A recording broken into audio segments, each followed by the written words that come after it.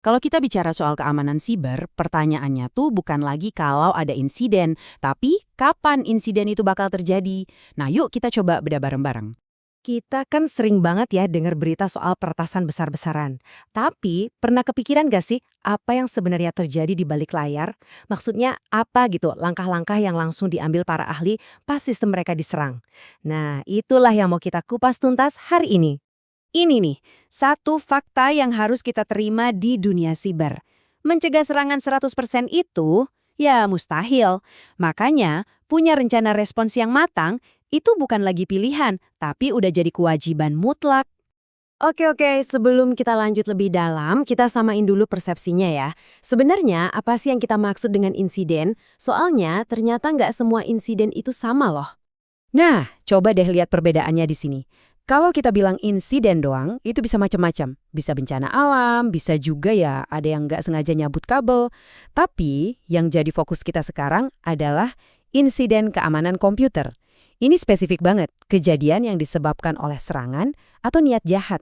Ini definisi resminya nih dari salah satu badan standar di Amerika. Kenapa ini penting? Soalnya ini ngasih patokan yang jelas buat para profesional. Jadi mereka tahu, oh ini nih yang namanya pelanggaran keamanan. Mulai dari malware sampai ada orang yang masuk tanpa izin. Wah, saya suka banget analogi ini. Coba bayangin deh, profesional IT itu kayak petugas medis darurat, tapi buat data kita. Sama persis kayak para medis yang datang pertama ke lokasi kecelakaan, tim keamanan inilah first respondernya pas data kita terancam. Mereka harus sigap, harus bisa bedain mana masalah sepele, mana krisis besar. Terus, gimana caranya para first responder ini menghadapi kekacauan pas serangan terjadi?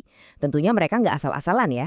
Mereka punya semacam buku panduan, rencana yang udah terstruktur dan teruji. Nah, ini dia nih kerangka utamanya.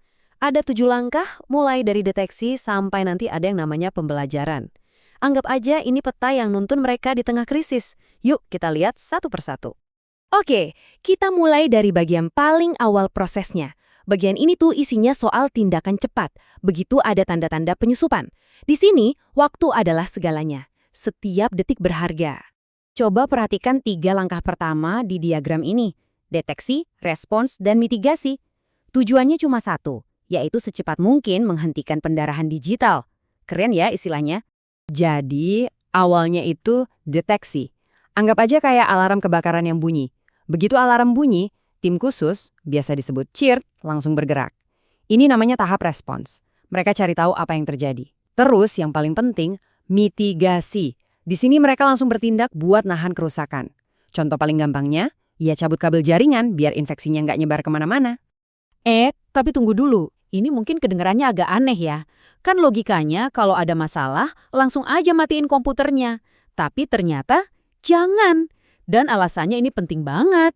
Jadi begini, banyak banget bukti digital krusial soal serangan itu, ibaratnya jejak kaki si peretas, disimpannya di memori jangka pendek komputer, atau yang kita kenal sebagai RAM. Nah, data di RAM ini sifatnya volatile, artinya begitu komputer mati, datanya hilang selamanya. Jadi komputernya harus tetap nyala, supaya para ahli forensik bisa ngumpulin semua bukti penting itu. Oke, anggaplah kerusakannya udah berhasil ditahan, tapi perjuangannya belum selesai loh. Fase berikutnya adalah soal gimana caranya balik lagi ke kondisi normal. Dan yang lebih penting lagi, gimana caranya ngerti apa yang barusan terjadi.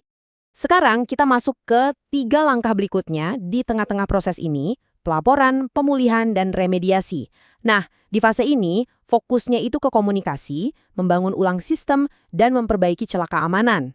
Jadi, pelaporan itu intinya komunikasi yang terbuka. Terus, pemulihan. Ini proses teknis buat balikin sistem biar normal lagi, dan ini bisa rumit banget nih. Nah, yang terakhir, remediasi. Di sini mereka nyari akar masalahnya, kok bisa sih kejadian, terus nambah lubangnya biar nggak keulang lagi. Dan soal pelaporan ini, ada contoh nyatanya. Bulan Agustus 2020, sebuah perusahaan medis R1 RCM kena serangan ransomware. Potensinya, data jutaan pasien bisa bocor. Bayangin, nah dalam kasus kayak gini ngasih tahu orang-orang yang datanya kena itu bukan cuma soal etika, tapi udah jadi kewajiban hukum. Nah ini nyambung banget sama pengalaman kita. Pernah nggak dapat email yang isinya pemberitahuan kalau data Anda mungkin bocor dari sebuah layanan? Nah, email itu adalah hasil dari langkah pelaporan yang barusan kita bahas. Soalnya di banyak tempat ada aturan hukum yang ngelindungin data pribadi kita. Jadi kalau sampai data sensitif kayak nomor KTP atau info rekening bank kita bocor, perusahaan yang nyimpan data itu wajib hukumnya buat ngasih tahu kita. Itu hak kita sebagai pengguna. Oke, kita udah hampir sampai di ujung prosesnya. Tapi langkah terakhir ini bisa dibilang justru yang paling penting dari semuanya. Inilah langkah yang mengubah sebuah krisis jadi pelajaran berharga untuk pertahanan di masa depan. Coba lihat lagi diagramnya. Panah dari langkah terakhir, yaitu lessons learned atau pembelajaran, itu muter balik lagi ke langkah pertama. Jadi ini bukan proses yang selesai gitu aja, ini sebuah siklus. Dan siklus inilah kuncinya buat jadi lebih kuat. Di tahap pembelajaran ini, tim bakal ngumpul dan evaluasi total. Apa aja yang udah benar, apa yang salah. Kita kemarin telat nggak ya responsnya? Ada tanda-tanda awal yang kelewat nggak? Ini kayak sesi introspeksi yang jujur banget dan kadang brutal, tapi super penting. Jadi intinya begini, tujuan dari semua ini tuh bukan cuma sekedar selamat dari serangan. Tujuannya adalah buat belajar dari setiap serangan, supaya setelah krisis selesai, pertahanannya jadi jauh lebih kuat, lebih pintar, dan lebih siap dari sebelumnya. Nah, setelah kita lihat semua proses ini, pertanyaannya jadi balik ke kita semua kan? Data kita ada di mana-mana, di bank, di e-commerce, di media sosial. Seharusnya mereka semua punya rencana kayak gini.